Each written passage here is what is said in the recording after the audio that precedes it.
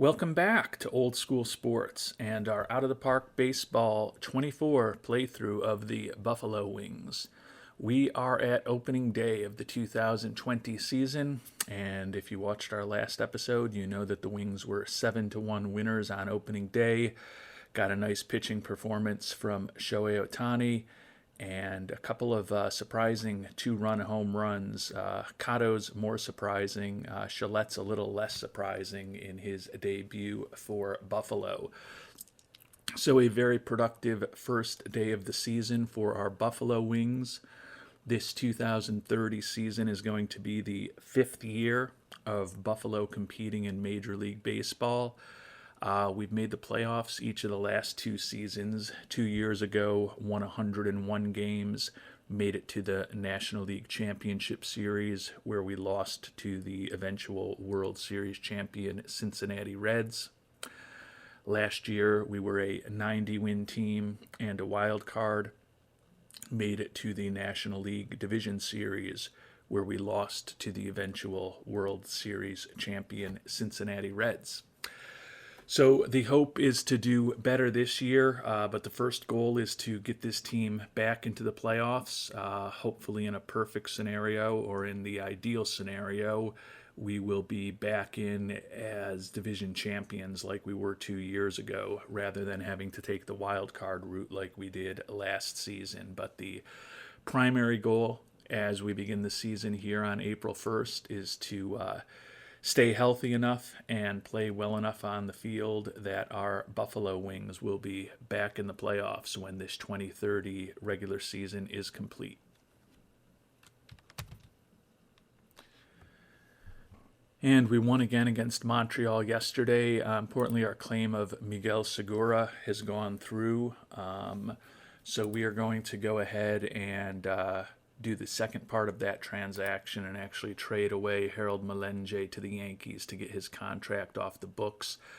It was kind of a weaselly move by them, I think. Samad Taylor was listed as a guy that they would accept for Melenge, but when we proposed a deal, they say that they want our hopefully excellent young corner outfielder Luca Reyes, former Rookie of the Year and two-time Silver Slugger winner Samuel Basallo, or Vance Honeycutt, who is perhaps the best all-around player on our team, in addition to Melenge, to give us Taylor. And this is really a pure salary dump.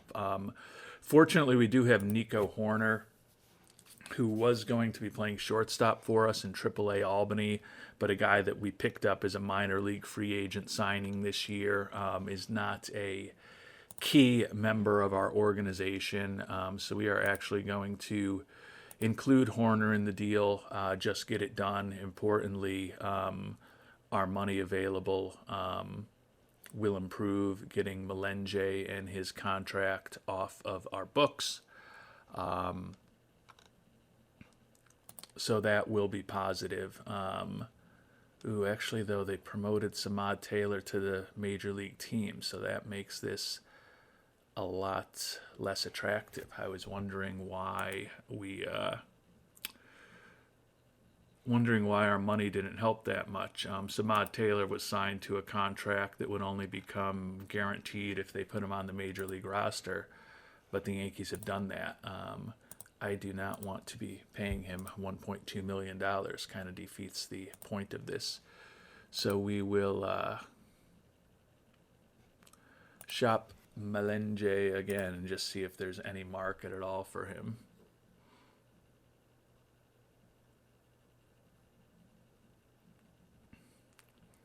And there's really nobody that is cheap for him, so that is unfortunate. Perhaps we can do a deal where someone will keep a big chunk of one of these contracts. That might be the only option now. Anoli Paredes. Don't really have any real interest in that brutal control on our team. So this is a bit of a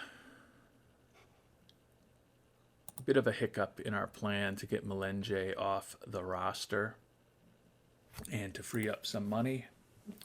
Taylor was attractive when he was not on a major league contract, but now that contract is not attractive at all to me.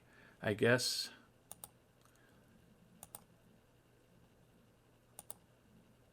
the Yankees are in a tough financial situation, so they can't even potentially retain his contract. Well, your irresponsibility with your budget, Yankees, is not my problem.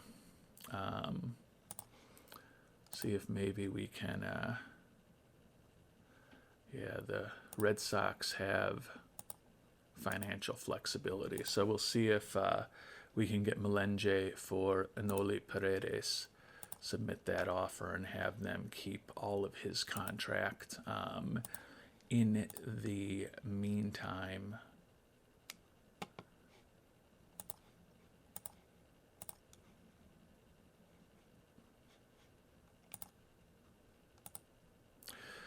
we're just going to have to keep Segura DFA'd for a couple of days until hopefully we can open up the roster spot as well as some money by trading away Mr. Melenge.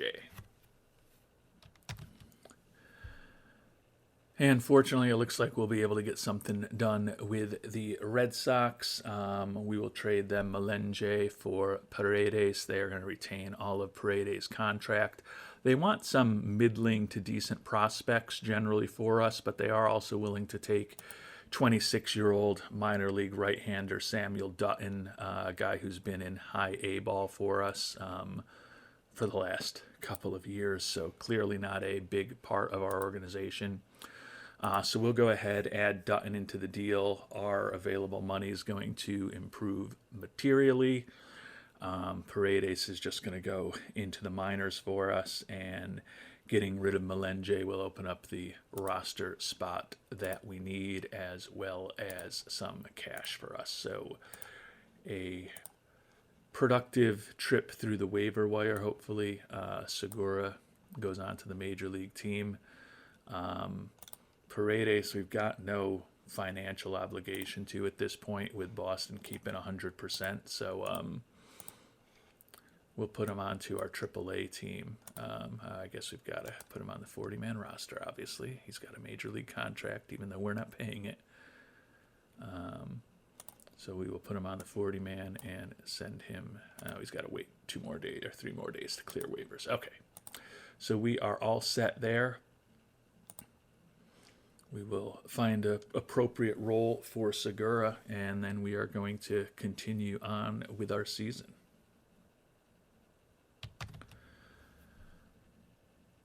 So taking a look at the front office now, we've got a little bit over $1 million to potentially spend. When all was said and done, our scouting and development budgets were up slightly from where they were a year ago, so that's positive. Now it's just a matter of performing on the field. We're 3-3, a game behind, obviously, the very early going of the season. You may remember that we put Rafael Radillo, who we had picked in the Rule 5 draft, got banged up, and we actually put him on the 60-day IL. Thought we were being perhaps a bit aggressive with that rather than 15. We just wanted to retain his rights for as long as possible before giving him a rehab assignment before deciding what to do with him. But his recovery from that chronic back soreness, the time frame of it is uncertain. So probably not the worst thing in the world that we're giving him tons of time to heal up before making him play for us.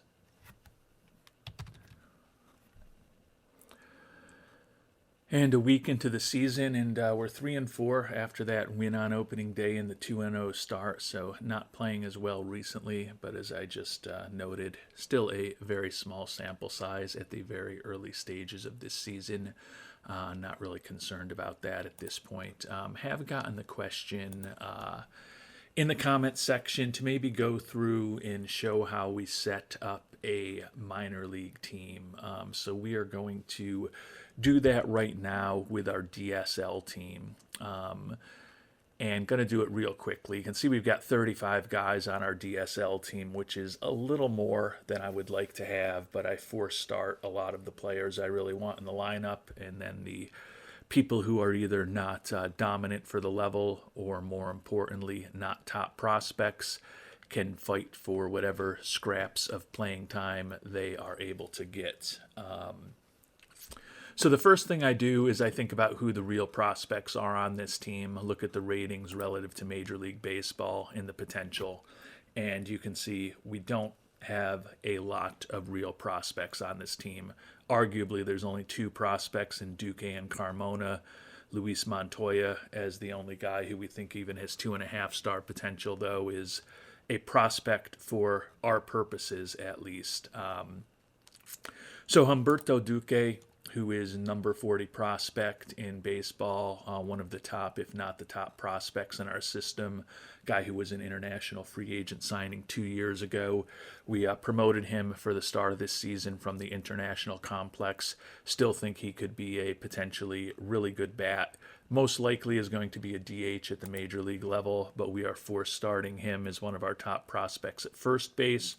Rodolfo Carmona, an international free agent signing from the year before, has spent a couple years now with us in rookie ball. A little bit of pop in his bat with some doubles and some home runs, but contact and strikeouts have been a big problem for him. Struck out more than 50% of his at-bats in rookie ball thus far, which is a big problem.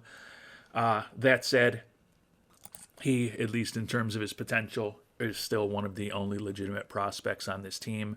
So we're going to force start him in right field. And then Luis Montoya, who is a very borderline prospect, scouting discovery from ours back in 2027. Hit 208, did drive in 29 runs for us and 159 at-bats at this level last year. Only 19 years old. Don't think he's a big-time prospect, but again, we don't have a lot of real prospects on this team, so we will force start him and ensure that he gets some playing time. And pretty much everybody else on the team, when we look at their potential, granted the star ratings aren't perfect, but they get us in the right neighborhood. Not really a lot of major league potential on this team. So then the second thing that I will look at when setting up a team is ratings relative to this Dominican rookie league level, and it's a very different story when we look at that. We want the team to be successful on the field, to hopefully help players' development, help their attitudes by winning a lot of games and feeling good about what's going on. So here, compared to the DSL level, you can see we've got a lot of veteran players, some names that you probably even recognize, who are 5-star potential for this level. And we are forced starting a fair amount of them to hopefully ensure that although we're playing these guys who may be overmatched at this level but are real prospects, the first 3 players that we noted, that we have enough guys who should be dominant at this level that we can play to hopefully ensure that this team wins a lot of games. We'll go through a couple of them. Second, Graber Altamirano, a guy we signed as a minor league free agent out of the independent leagues at the end of last season. Certainly looks like a dominant bat for this level, with a okay glove for second base. Javier Betancourt, minor league free agent signing several years ago. This is a guy that we've had in rookie ball pretty consistently for us the last few years. His morale is good, even though he's almost 35 years old. He seems happy to be playing in rookie ball with these young kids. Got a captain personality for our clubhouse, so we like having him in the lineup as a stabilizing force. Gregory Cano, a guy that we just made as a minor league free agent signing last summer, played a little bit for us and hit 368 in limited action. Going to be our regular third baseman this year. Shortstop Jose Mendez, minor league free agent signing from a year ago. Another guy who hit 318 with 14 homers for us in rookie ball last year. His morale is good. He's okay playing at this level. Jose Siri, 34-year-old, a guy with extensive major league experience. This is a guy whose morale may not be good as the season moves on. You can see we signed him just over a week ago when he didn't have a job. He will likely be a dominant home run hitter here at the DSL level with that 80 home run power for this level. I think he'll obviously, hopefully, help us win some games. Going to need to keep a look at his morale if he starts getting real negative, because he's probably a 4A player at this point with a lot of major league experience, and we've got him dumped on a DSL team. Maybe a guy that we need to move on from during the season.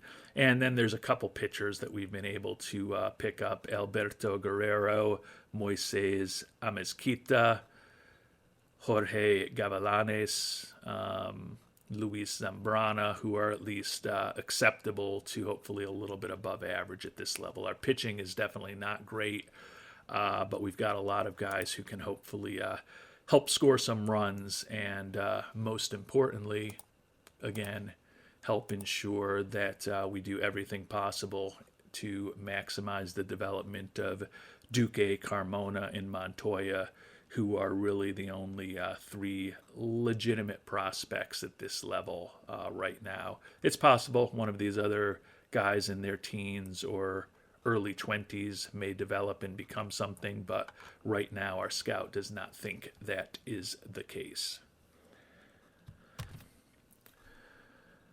So hopefully that quick review of how we try to set up a minor league team's roster to kind of maximize the development of the few real prospects that we have on the team, while also ensuring that the team will hopefully be successful on the field, answer some of the questions that have been in the comments in previous episodes.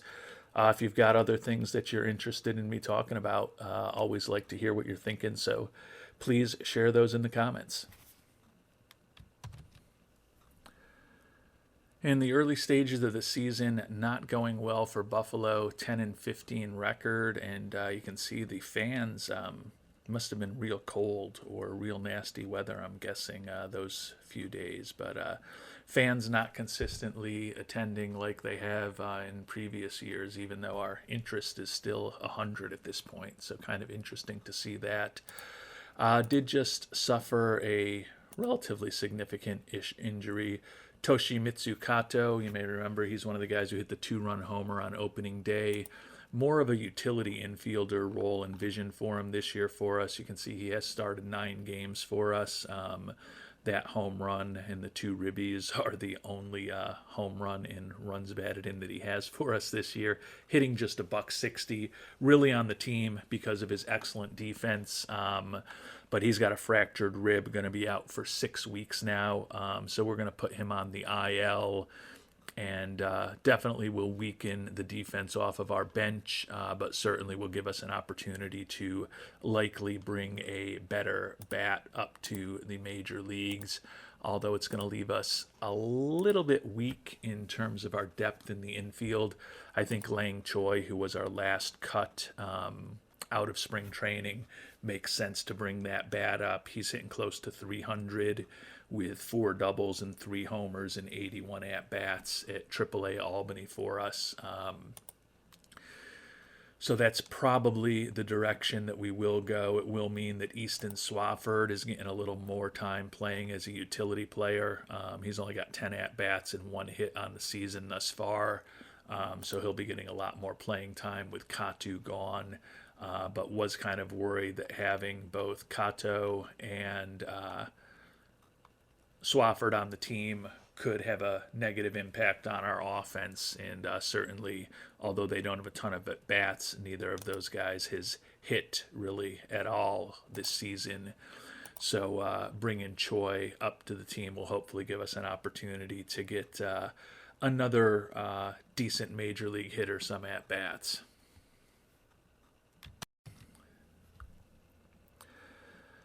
And the month of April is over, 12-15 record. We are still 7 games behind in the division. The Marlins at 19-8, a bit surprising. The Mets in second, that's not a surprise. The fact that we're in 7th, definitely a negative surprise, only ahead of Philadelphia, who seems to have become a perennial also ran in the National League East. Taking a look at the leaders, nobody standing out, not even Deshaun Seifu in terms of stolen bases after a couple of dominant stolen base seasons in a row. Ohtani is second in the National League with a 159 ERA, 2-1 record. Take a quick look at Seifu. I'm guessing he's probably not hitting all that much if he hasn't stolen too many bases. 275 average. Only 7 stolen base attempts through 27 games. So that's a bit surprising to see for a guy who, as I mentioned, has led the National League in steals each of his 2 full seasons in the major leagues at this point. Take a look at the strategy settings, and we're still pretty aggressive with him. So perhaps there just haven't been a ton of opportunities yet, but hopefully he will be more active on the base paths in the month of May than he was in the month of April.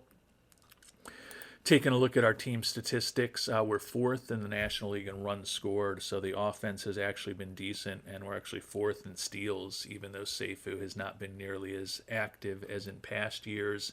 The pitching's been the issue, 10th in the league in runs allowed, 9th in both starter and bullpen ERA. Opponent batting average of 278th, 15th in the National League, and our BABIP also 15th in the National League. So hopefully we can turn that around a bit. We have been a bit unlucky, a game worse than we would be expected to be, and we're 1-6 in one-run games. Even if that was just turned around with a couple more wins and a 3-4 record, we'd be above 500. So tend to feel that we've been a little bit unlucky so far. Don't have a ton of time to figure it out, obviously being 7 games behind already on May 1st, but also not at the point where we are going to panic quite yet. And here in early May, we've got an unfortunate injury. Have to put our closer, Andres Munoz, on the IL. He's got an oblique strain. Going to keep him out for a week, but we're just going to be conservative with him. Will give us an opportunity to see what Jorge Carrillo can do at the major league level. He's the most advanced pitching prospect in our system. Went through high A ball, double A, and triple A last year. Was pretty rocky at the triple A level with a 1-4 record and an 8.34 ERA. Has been better this year in triple A though. 3-3 record, 4.06 ERA. Our scout doesn't think there's a lot more development that needs to happen. So we are going to see what Mr. Carrillo can do working out of the bullpen for us over the next couple of weeks.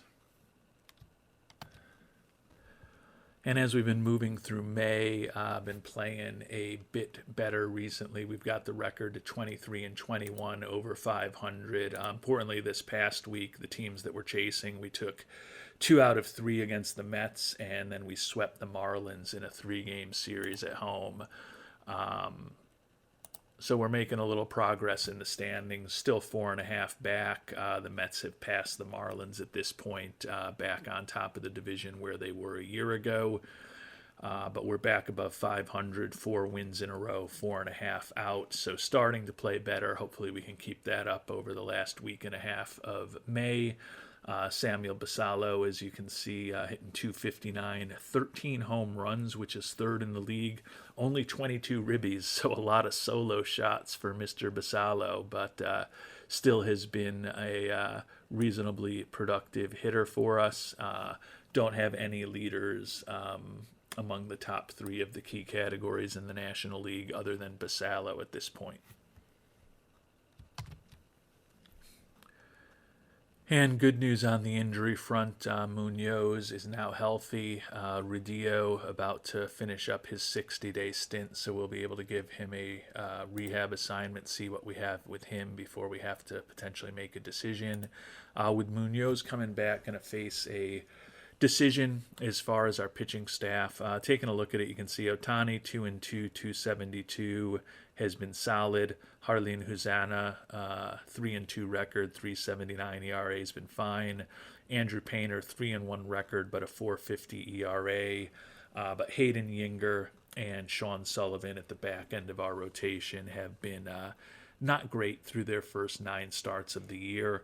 Unfortunately, Ji-Hoo Kim, who was our number 5 or 4 starter most of last year, has not adapted well to his role in the bullpen. Negative WAR player on the season so far. And Jorge Carrillo, admittedly in a very small sample size, just 2 games played, has struck out 6 batters in 3 2/3 innings for us. So we're going to keep Carrillo up. We're actually going to send Kim down to AAA Albany. I'm sure he's not going to be pleased with that, but that will allow us to at least start him every day down there, hopefully help him get straightened out, and bring Munoz back up to the Major League roster for us.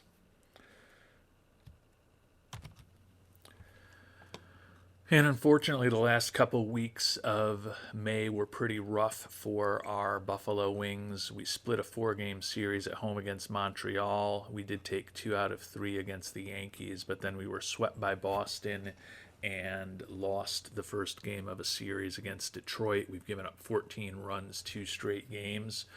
So that has us as June begins at 27-28 with a losing record. Back to 7.5 behind in the standings with those 4 losses in a row. Basallo is now leading the National League in home runs, 18 homers and 35 ribbies to go with his .288 average. Deshaun Seifu rapidly rising up the stolen base leader charts, 24 now, hitting .284 on the year. Surprising 5 home runs for him. That by far is the most he's ever hit in a major league season, especially given that we're only 53 games into the year as far as how many he's played in, 55 for the team. Only 2 triples so far, but 22 doubles through those first 53 games. OPS close to 800, WAR of 1.6. Not quite the season that he had last year thus far, but still pretty productive offensively, somewhat less efficient on the base paths this season thus far than he has been in previous seasons. And nobody on the pitcher leaderboards for us. Taking a look at the team statistics, offense still pretty solid, 4th in the National League in runs scored, but we are 15th in the National League in runs allowed at this point. So the bullpen in particular has been very disappointing with an ERA over 5. Our defensive efficiency and our zone rating are also bad. We did squeak out a winning record for the month of May, but right now season isn't going as well as we would have hoped.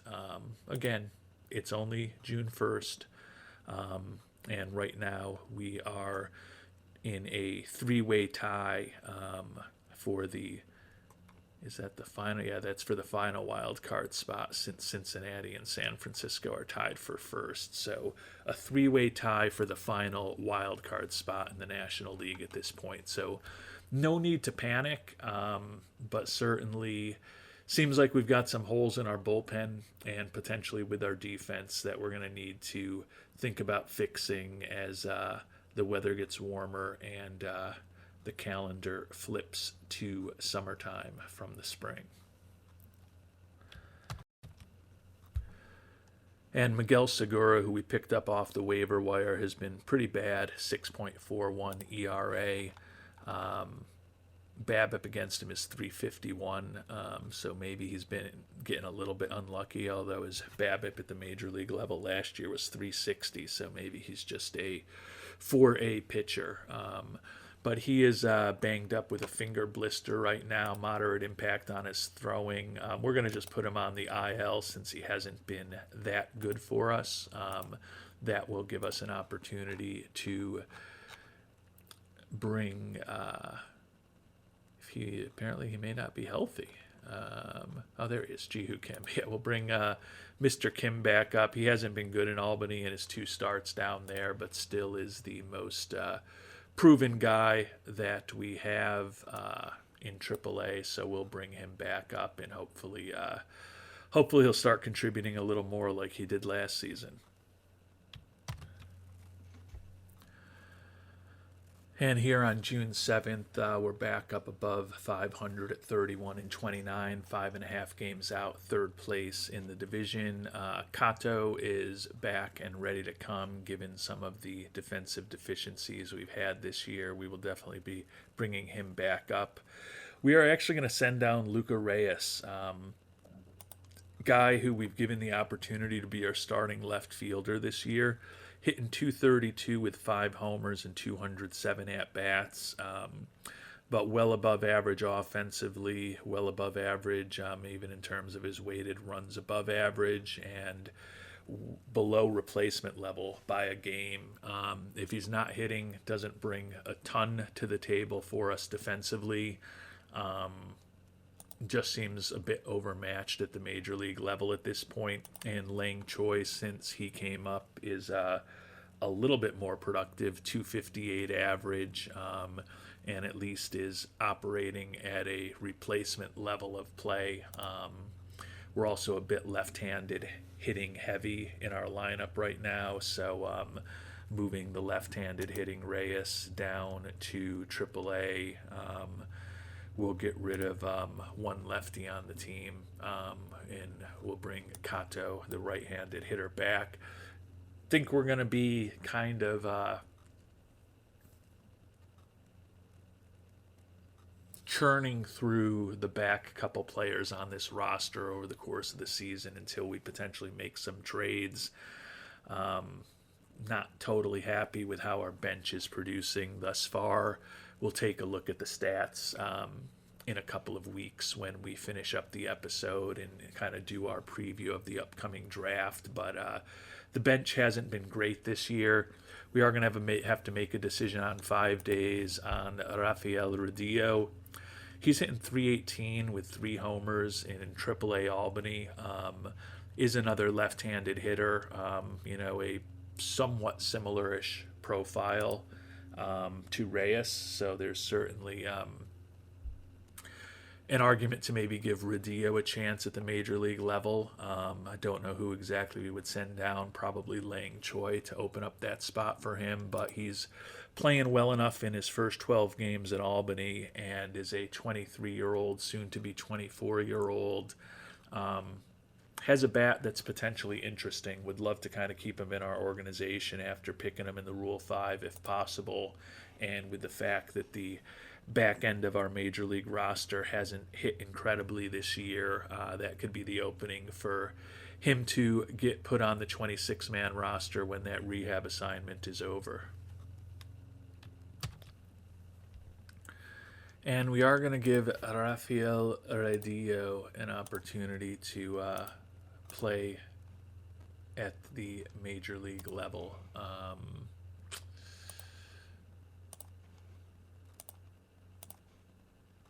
His rehab assignment is over. He's played decently in AAA, 288 average, 3 homers, 9 ribbies, and 59 at-bats.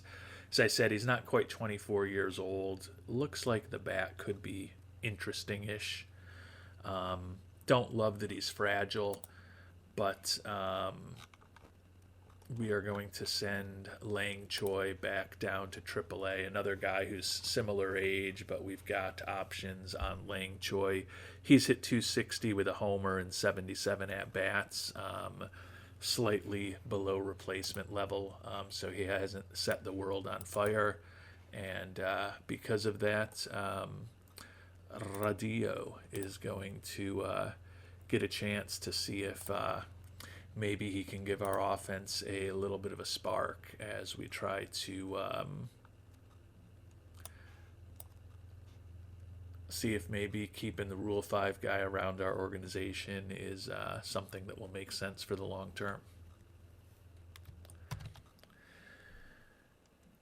And we've made it to June 21st, first day of summer, and the first year player draft. We've won 4 in a row, record back over 500 after we were scuffling a bit in the middle of the month. 38 and 35 record, 8 games back in the East. We are third among the 4 wild card teams, half game up on the Cardinals for the final wild card spot, and only 1 game up on the Braves for being out of the playoffs. So definitely has been a more challenging season on the field than we would have hoped. Basallo second in the NL in homers. Seifu now tied for the National League lead in stolen bases with 34 right now. Take a quick look at our top performers in our team statistics before pivoting to the draft. We do have a winning record for the second straight month, 11-7 in June. So that is positive. Fourth in the National League still in runs scored. So although our bench has not been incredibly productive, the offense overall has been fine. Issue is the pitching staff. The starting pitchers are finally getting things straightened out. Their 4.17 ERA is third best in the NL, but the bullpen's still bad, 14th in the league in ERA, tied for 11th in runs allowed, and our defensive efficiency and zone rating are both among the worst in the National League after having pretty solid defense the last couple of years. So that is disappointing. Certainly moving on from Kevin Made probably doesn't help on that front. He was a pretty good defensive third baseman for us and excellent utility infielder for us over the years. So we went for offense over defense, paying off a bit, fourth in the league in runs scored, but the defense has definitely been worse than we had hoped. Taking a look at the pitching staff, Ohtani doing his job, 4-3, 292. Painter, 5-4, 5.06 ERA. Seems like, although we only have a high scouting accuracy on him at this point, again, with the scouting change we made last year, but looks like his stuff is not as good as we had hoped it was.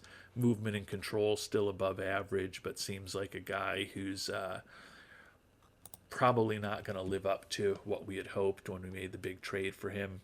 Harlan Susanna has been a good addition for us so far, 6-2, 3.41 ERA, 82 strikeouts in 71 and a third innings.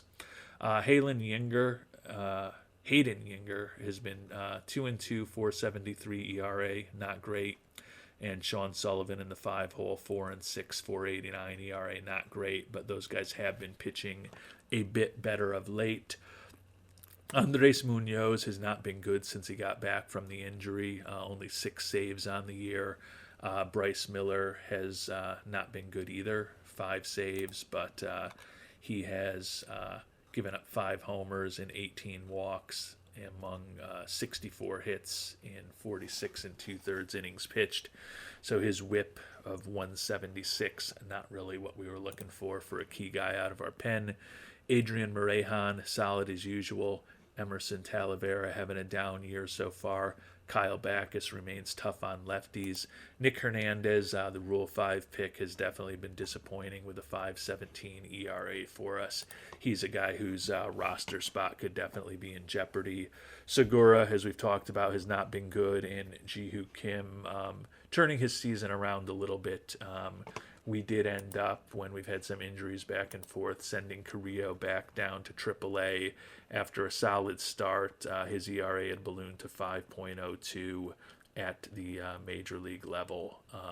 He had also given up 4 home runs in 14 and a third innings pitched, so he is back in AAA for the time being. Turning to our position players, and as I mentioned, overall the offense has been fine. Just the bench we're struggling with a bit. Samuel Basallo, we've talked about him with the homers, already has 22 homers, 45 ribbies, 270 average. Looks like he could be well on his way to a 3rd consecutive Silver Slugger in his 3rd season in the majors at DH. He has finally played a little bit defensively for us this year. Caught 16 games as a backup catcher for us, and he actually played at first base. So he had been a pure DH his first 2 years in the majors, but getting a little action in the field this year. Tanner Shillette, who we traded for this offseason, has been fine in limited action. 254 average, 3 homers and 9 ribbies and 71 at-bats. Nothing exceptional, but compared to some of our other bench players, has been okay. And Adley Rutschman having a respectable year for us, 270 average, 13 doubles, 10 homers, OPS plus and WRC plus back towards the level we were kind of hoping when we signed him to that big contract. 2.3 WAR on the season, and still a good defensive catcher for us. Defensive efficiency above average. His catcher ERA of 4.08, would hope maybe that gets a little better over the course of the year, but we'll see. Takao Ota, the batting average has dipped back down this year to 237, 10 points lower than it was a year ago, but does have 10 doubles and 13 homers, so pretty similar power. Still an above average offensive player for us, platooning at first. Deshaun Seifu, not as crazy stolen base numbers as previous years, but still 34 for 42 on the base paths, 27 doubles and 4 triples, hitting 285, 115 OPS plus, 114 WRC plus, 2.5 WAR on the year, 5.6 weighted runs above average. Would hope for maybe a little bit more from him offensively, but he is certainly not the problem. Easton Swafford hitting just $176 as a utility infielder for us, and Toshimitsu Kato hitting just $163 as a utility infielder for us. Those guys are versatile defensively, and in the case of Kato, particularly high quality defensively. Just don't know that we can run with both of those bats on our roster for the long term. Jace Young, who we brought over at third base, been a little disappointing with the 242 average. The 7 homers and 219 at-bats, kind of what we expected, but a little below average in terms of his OPS plus and his WRC plus. Fielding-wise at third base, he's been fine with his zone rating and his defensive efficiency. Didn't expect he was going to be anything exceptional defensively, and he hasn't been. But hopefully he can get that batting average up another 20, 25 points and feel a little better about him if he does that. And then Marcelo Meyer at shortstop hitting 268, also has 7 home runs, similar to Young. Fielding-wise, he's been fine defensively at shortstop as well. I guess we should check in defensively on Seifu, the 2-time Gold Glove winner at this point. And he's been more than fine defensively at second base as well. So looks like probably the outfield is where our defense has been really rough. We recently brought up Rafael Rodillo, as we talked about. He's hitting 435. Obviously a very small sample size, 10 for 23 though. Nick York, who's been a pretty good hitter for us over the years, finally having a year where he's struggling with the bat, hitting just 237 this year, 2 homers and 135 ribbies. Given that he's been a consistent 280, 290, even a 300 hitter once over his first 4 years in the majors, not going to just bail on him right away. We're giving him the opportunities where we were less patient with the likes of Reyes and Choi, who have been corner outfielders for us also this year. But York has earned, in my mind, a little bit of a rope to hopefully not have to hang him on, but hopefully to give him some time to get out of his slump. Vance Honeycutt, another Vance Honeycutt year, 287 average, 10 doubles, 14 homers. He is Mr. Consistency, as we've talked about. You look at the batting stats and his OPS pluses and his WRC pluses over the course of his career, and has that kind of consistent production from year to year that I think I've used this analogy before. Used to see from Harold Baines through some of those years in the 80s and early 90s where it just seemed like he was going to put up 280-ish average, 20, 25 home runs, driving 80, 90 runs every year. And Vance Honeycutt has been doing that for us. The fielding in center field, below average in terms of his zone rating and defensive efficiency, is not a perfect solution in center field by any stretch of the imagination, but he's the best option that we have there right now. And Jace Barofin, 227 average this year, has the pop in the bat with 12 homers and 11 doubles and 211 at-bats. but certainly hope that he can get that batting average up another 20 points or so. So the big things we're going to be thinking about is what we can do for a utility infielder other than Swafford or Kato with a bit better bat. Swafford is really on the team at this point only because he's the only captain personality we have. So we kind of need that influence in the clubhouse. Team chemistry pretty good right now. But we may need to find a captain who is a better actual baseball player at this point than Swafford is. Have a little bit of money to try to do that, but not a ton of financial flexibility, unfortunately. And before we finish up the episode, now that we've taken a look at the team at the major league level this year, we'll give a preview of the draft. I always like to hear thoughts from viewers on which direction we should go. We are not picking till 29th there. We're just going to look at some of the top prospects here. So it's conceivable that we will not have any of the top players available when it comes time for us to pick, but we'll still kind of highlight a few of the big prospects in the draft this year. And we'll just take a look at the 5-star hitting prospects. Kevin Denig, third baseman. Like the durability, certainly looks like he could have a pretty interesting bat and play a competent defensive third base. Dodger Hargrave, first baseman. Love the high work ethic and really like the potential bat. You know, he is a DH/first baseman. Oof, can't even play him in left field. So he is probably a pure DH at the major league level, although at 6'6", can play him at first. Phil Jelly, a center fielder, like the high work ethic and leadership. Looks like a real interesting bat.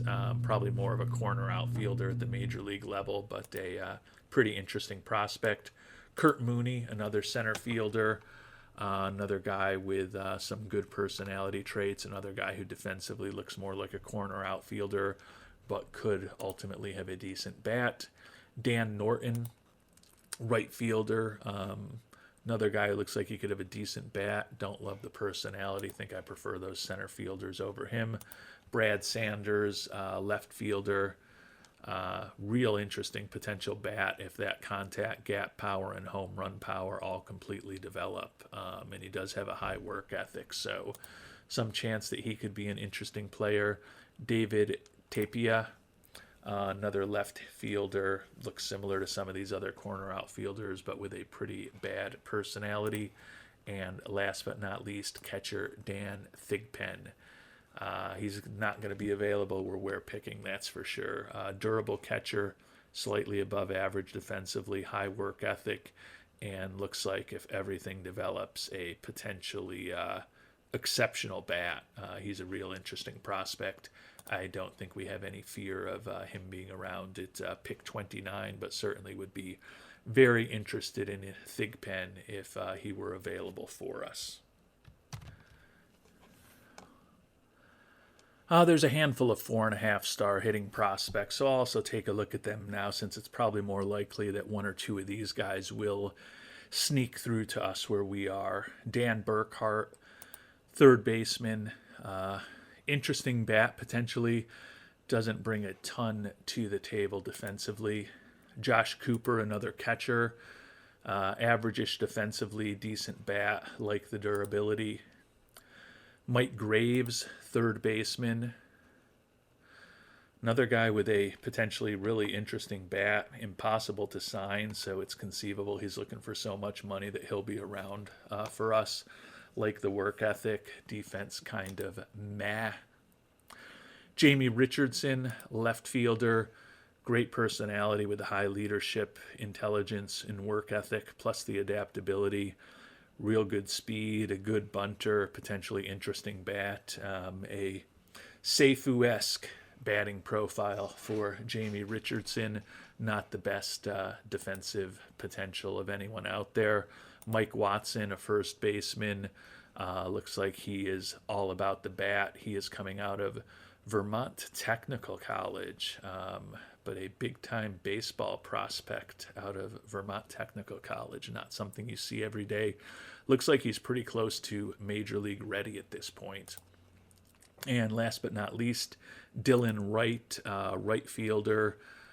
Like the high work ethic, plus the adaptability and the loyalty. Another guy with really interesting speed and bunting ability. Another guy with one of those Seifu-esque potential hitting profiles. And another college player out of Long Beach State whose contact and gap power are probably pretty close to Major League ready now. So I'd say there's definitely a chance we could see some of those players around with the 29th pick in the draft. Take a look at the top handful of pitchers available as well.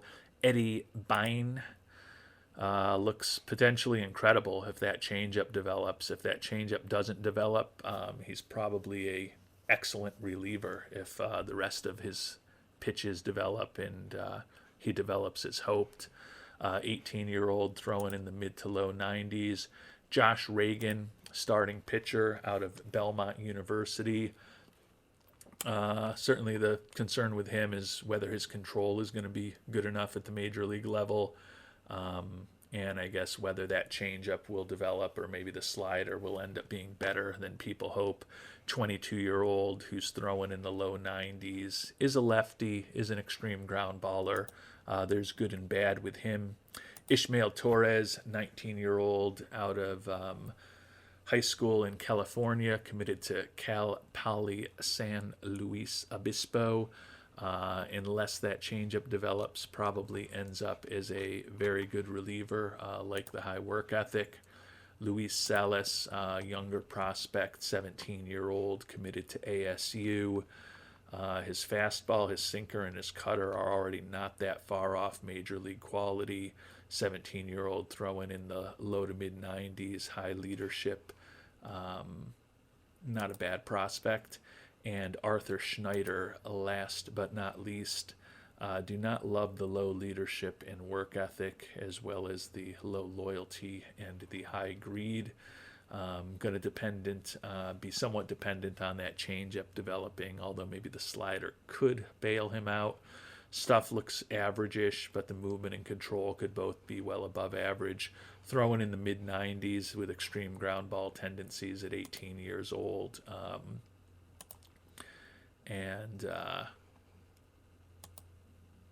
That is the crew of the top pitching prospects. So I would think that there'll probably be one or two of those pitchers around when we're picking at 29th, and probably, maybe two or three of the position players that we talked about. So probably we'll have a shot at some of these players that we've talked about when we are picking. Whether or not we will select one of them or go in a different direction is something that we will determine in our next episode. But the season's been fine for the Wings. Definitely feel like we've got to get the bullpen figured out and hopefully figure out a infielder who's still competent defensively with a little bit better of a bat to potentially help us. I guess we'll also at this point just take a quick look at the minor league system. Middle of the pack, 16th out of 32 overall, and probably the most competitive that we've been. Definitely our focus in bringing in some higher level talent for the minor league affiliates over the last season or two seems to be paying off. We're at 500 in AAA, well above 500 in AA and high A ball, holding our own close to 500 in A ball, and you can see both of our rookie league teams are off to very good starts this season. So playing a bit better on the field, hopefully do what we can to maximize the development of those prospects. Duque, Flores, Zapf, and Ali Ostendorf, who continues to have massive struggles with his control, are the 4 top 100 prospects in the Buffalo Wings organization. And with that, we are going to call it an episode. We will be back with the 2030 draft in our next episode. If you've got thoughts on where we should or should not go, would love to hear them in the comments section. And until that next episode, thanks so much for watching and hope you have a great day.